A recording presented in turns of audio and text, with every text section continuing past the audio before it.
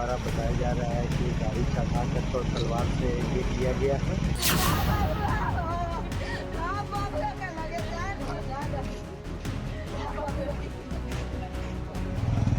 दारू कांड का हम लोग नाम बताए थे।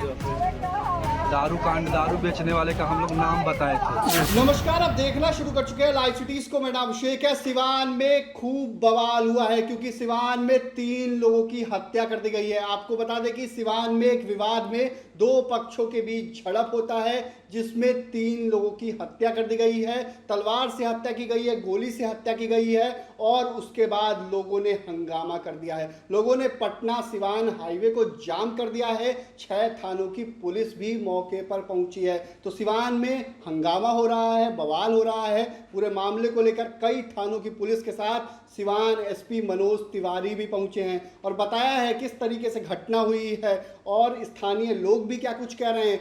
सिवान में स्थानीय लोग भी गुस्से में हैं और साफ साफ कह रहे हैं किस तरीके से मर्डर कर दिया गया है। तो कोई ये भी बता रहा है कि पूर्व मुखिया के बेटे की भी हत्या कर दी गई है। ऐसी बातें सामने आ रही हैं। फिलहाल पुलिस तमाम बिंदुओं को पर छानबीन में जुटी है और माहौल को शांत कराने में जुटी है क्योंकि 3 लोगों की हत्या कर दी गई, सरेआम 3 लोगों की हत्या कर दी गई है। और बिहार में किस तरीके से डबल मर्डर हुआ था आपको पता ही है। बगहा में डबल मर्डर हुआ, उसके बाद अरवल में डबल मर्डर हुआ, उसके बाद आपको बता दें कि जहानाबाद में भी डबल मर्डर है। इतना ही नहीं, मुजफ्फरपुर में भी शिक्षक का मर्डर है और लगातार घटनाएं हो रही हैं। उस पर बिहार पुलिस पर लगातार सवाल उठ रहे हैं कि रोक क्यों नहीं लगा पा रही है बिहार पुलिस, घटनाओं को कम क्यों नहीं कर पा रही है। हालांकि पूरे मामले को लेकर आप सिवान के एसपी और स्थानीय लोगों को पहले सुनिए क्या कुछ कह रहे हैं सिवान के एसपी मनोज तिवारी और स्थानीय लोग क्या कुछ कह रहे हैं, पहले आप वो सुनिए।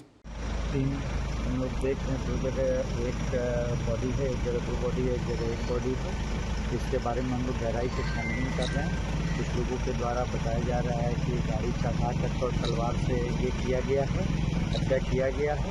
कुछ पुराना आपसी विवाद के संबंध में बताया जा रहा है। हम लोग गहराई से छानबीन कर रहे हैं। गोली चलने की सूचना प्राप्त हुई है। गोली चलने का भी कोई स्पष्ट सूचना नहीं है। वैसा कोई इंजरी भी अभी देखने को नहीं मिला। बाद में हम 3 सर हत्या हुआ है। अब इसकी हम लोग गहराई से घायल भी कितने लोग हैं सर? घायल 2 लोगों के बारे में बताया जा रहा है। इसकी हम लोग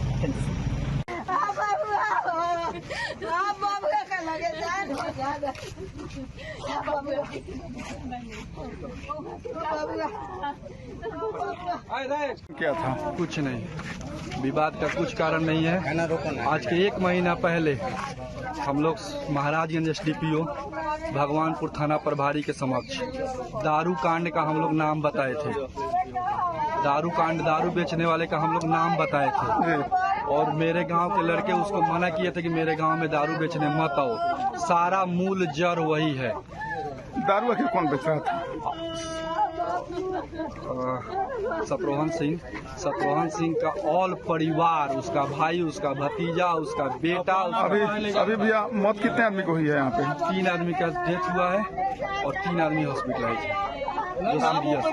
आपका नाम भैया? मेरा नाम अमरजीत सिंह है।